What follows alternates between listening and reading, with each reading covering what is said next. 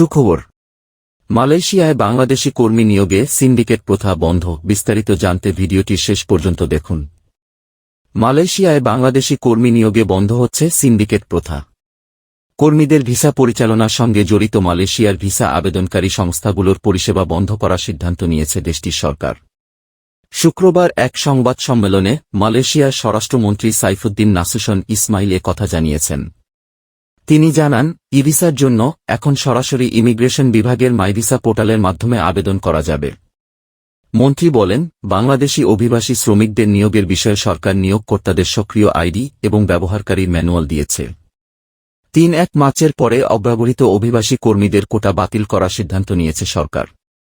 সংশ্লিষ্ট মন্ত্রণালয় প্রতিটি সেক্টরে জনবলের বর্তমান এবং প্রত্যাশিত প্রয়োজনীয়তাও বিবেচনা করছে। এ সিদ্ধান্তের কারণে দেশটির সরকারকে বিদেশি কর্মীদের নেওয়ার জন্য নতুন কোটা খোলার প্রয়োজনীয়তা বিবেচনা করার আগে বাস্তবায়িত উদ্যোগগুলোর কার্যকারিতা মূল্যায়ন করতে এবং দেশে বিদেশি জনশক্তির প্রয়োজনীয়তা ও সক্ষম সঠিকভাবে পরিমাপ করতে হবে। গত সপ্তাহে মন্ত্রী সাইফুদ্দিন বলেছিলেন, কলিং ভিসা, রেফারেন্স সহ ভিসা হিসেবে পরিচিত, যদি ৩১ মার্চের মধ্যে সম্পন্ন না করা হয় তবে সক্রিয় বিদেশি কর্মী কোটা বাতিল হয়ে যাবে। তিনি আরও বলেছিলেন, আগামী ১ জুন থেকে পুত্রজায়া এই সক্রিয় কোটার অধীনে বিদেশি শ্রমিকদের দেশে প্রবেশ করতে দেবে না।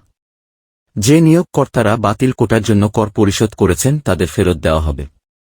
Federation of Malaysian manufacturers (FMM) এবং Malaysian international chamber of commerce and industry (MICCI) এই সিদ্ধান্তের সমালোচনা করে বলেছে, এটি আকস্মিক এবং ব্যবসাকে অচলাবস্থায় ফেলেছে। FMM বলেছে, এটি এমন কিছু সংস্থাকে প্রভাবিত করবে যারা তাদের প্রকল্পের সময়সূচি অনুযায়ী পর্যায়ক্রমে তাদের অভিবাসী কর্মী নেওয়ার পরিকল্পনা করেছিল।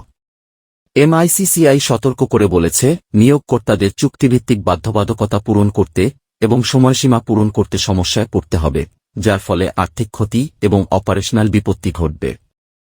মন্ত্রী সাইফুদ্দিন বলেছেন, নিয়োগকর্তারা ৪,১২,০১১ অভিবাসী কর্মী কোটার জন্য লেভি পরিশোধ করেছেন, যার মধ্যে মাত্র ৫৮.১%, ২,০৩৯,৩০৫ কোটা কলিং ভিসা দেওয়া হয়েছে।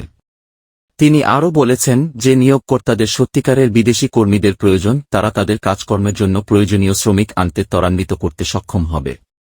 এই শ্রমিকদের নেওয়ার সংক্ষিপ্ত সময়সীমা ১ জুনের আগে শিল্পখাতে কর্মী চাহিদা মেটাতে অভিবাসী শ্রমিকদের নেওয়ার প্রক্রিয়া ত্বরান্বিত করা সরকারের সিদ্ধান্তের সঙ্গে সঙ্গতিপূর্ণ। এ সিদ্ধান্তটি অভিবাসী কর্মীদের প্রতারণা রোধ করবে।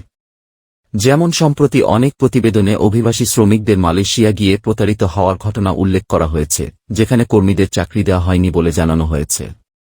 বাংলাদেশি কর্মীদের জন্য সরাসরি ই-ভিসা আবেদনের অনুমতি দেওয়ার সিদ্ধান্ত নিয়োগকর্তাদের কোটা ব্যবহার করতে সহায়তা করবে এবং আবেদনগুলোর প্রক্রিয়া ১ থেকে ২ কার্যদিবসের মধ্যে সম্পন্ন করা হবে। এদিকে বিদেশি কর্মী নিয়োগ নীতিমালায় হঠাৎ পরিবর্তন, মালয়েশিয়ার শিল্প কলকারখানা অচলের আশঙ্কা প্রকাশ করে নিউজ প্রচারিত হওয়ার পরেই মালয়েশিয়ার ইমিগ্রেশন ডিটেনশন সেন্টারে মারধর।